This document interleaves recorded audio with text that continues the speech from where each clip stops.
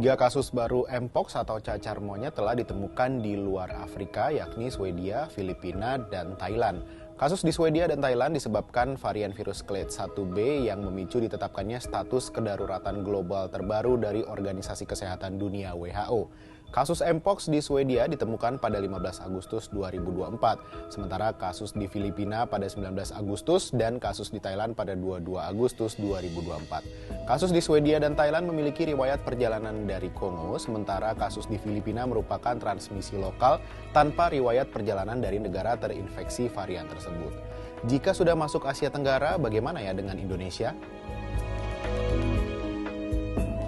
Juru bicara Kementerian Kesehatan M. Syahril di Jakarta, Selasa 27 Agustus 2024 menuturkan total kasus Mpox yang dilaporkan di Indonesia sejak pertama kali dilaporkan pada 20 Agustus 2022 hingga saat ini mencapai 88 kasus. 14 kasus diantaranya terkonfirmasi di sepanjang 2024 ini.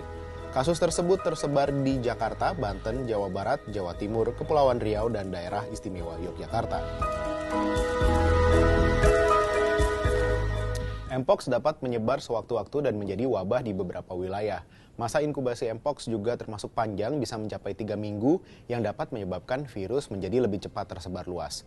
WHO telah menetapkan wabah cacar monyet sebagai keadaan darurat lantaran telah menimbulkan banyak kematian. Meski sebagian besar orang yang mengalami Mpox memiliki gejala yang ringan, namun bentuk infeksi yang berat dapat menyebabkan kematian. Maka dari itu, penyakit ini tidak bisa dianggap remeh.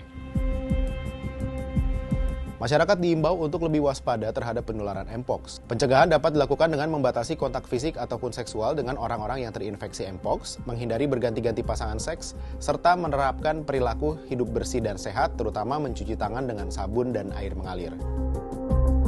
Nah, Direktur Surveillance dan Kekarantinaan Kesehatan Kementerian Kesehatan Ahmad Farhani Tri Adrianto mengatakan peningkatan pengawasan di pintu masuk negara, khususnya pada pelaku perjalanan yang berasal dari negara terjangkit Mpox, dilakukan dengan menapis suhu badan. Penapisan ini dilakukan dengan menggunakan pemindai suhu.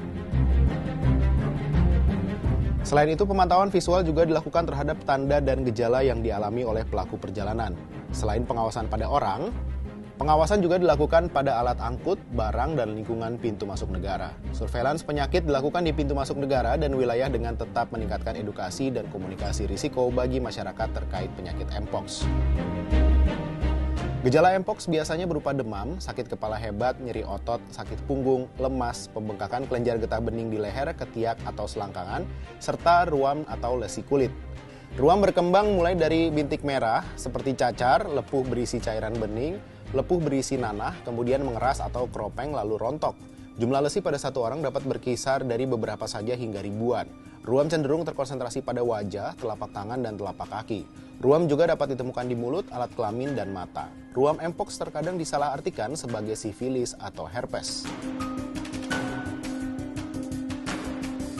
Sebagai langkah mitigasi, Kemenkes telah melakukan surveillance di seluruh fasilitas kesehatan, melakukan penyelidikan epidemiologi bersama komunitas dan mitra HIV/AIDS, serta menetapkan 12 laboratorium rujukan secara nasional untuk pemeriksaan Mpox.